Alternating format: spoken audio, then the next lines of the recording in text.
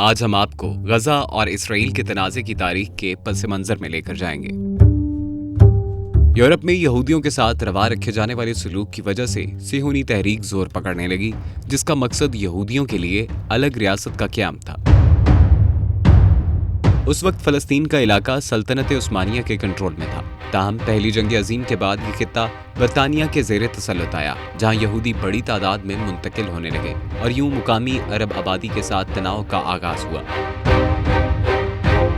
برطانیہ اور فرانس نے مشرق وسطیٰ کو تقسیم کیا اور مختلف ریاستیں قیام میں آئیں، تاہم فلسطین برطانیہ کے زیر تسلط ہی رہا، جہاں عرب قوم پرستوں اور صہیونی تنظیموں کے درمیان کشیدگی بڑھنے لگی۔ صہیونی تنظیموں نے عسکری گروہ قائم کر لیے، جنہوں نے دوسری جنگ عظیم کے بعد الگ ریاست کے لیے دباؤ بڑھانا شروع کر دیا۔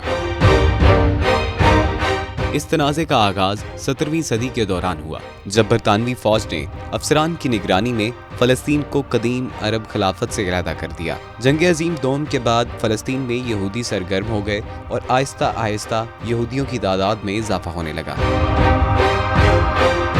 جس کے باعث فلسطینیوں میں انتشار کی ہوا بڑھنے لگی۔ 14 مئی 1948 کو برطانوی مینڈیٹ ختم ہوتے ہی وزیر اعظم ڈیوڈ بن گورون کی قیادت میں اسرائیل کی ریاست قائم کی گئی، جس کو امریکہ اور سوویت یونین سے فوری طور پر تسلیم کر لیا۔ لیکن خونی عرب اسرائیل جنگ چھڑ گئی، جس میں 3000 مزاحمتی جنگجو نئی قوم کے خلاف اٹھ کھڑے ہوئے اور 7 لاکھ فلسطینی عوام کو لڑائی سے بھاگ کر اردن، لبنان، شام، مغربی کنارے اور غزہ میں پناہ لینی پڑی۔ اس تاریخ کو فلسطینی عوام کی نقل مکانی اب بھی ہر سال یوم نکبہ کے طور پر منائی جاتی ہے، جسے عربی زبان میں تباہی کے نام سے موسوم کیا جاتا ہے، اور جس دن فلسطینی تقاریر کرتے ہیں، ریلیاں نکالتے ہیں اور ان گھروں کی چابیاں لہراتے ہیں جنہیں وہ پیچھے چھوڑنے پر مجبور ہوئے تھے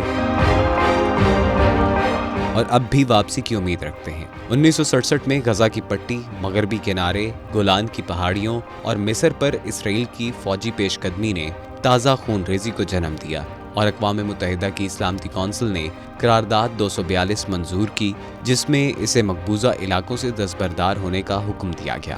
اس کونسل کو نظر انداز کر دیا گیا۔ یہ تنازع آج بھی جاری ہے، جہاں غزہ کے شہری تکلیفوں سے گزر رہے ہیں، جبکہ اسرائیل اپنی سلامتی کی خواہش کے لیے مختلف اقدامات کر رہا ہے۔